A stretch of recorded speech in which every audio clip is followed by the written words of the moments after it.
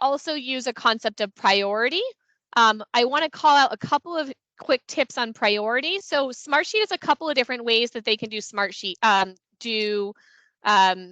do priority. So one option, and I'm just going to do this as an example, is to go ahead and use symbols. And if you use symbols, right, you can use priority here, like an exclamation point, or you can use arrows to show different priorities here, which is fine. What we do at Echo usually is we actually have priorities and have numbers associated with them. And this is for easy filtering and or sorting by numbers. So if you look at ours, we typically do like critical, high, medium, and low.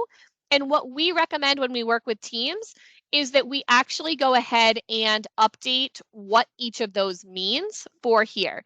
So in this edit column description field, I can go ahead and actually put some notes about what each of these means to my organization. So when you work with Echo, we have definitions for these that you can kind of start with and then tailor to your specific organization. We do that for health. We do that for statuses and things like that as well. But you'll see just kind of an example of us providing a column description for what these different priorities mean.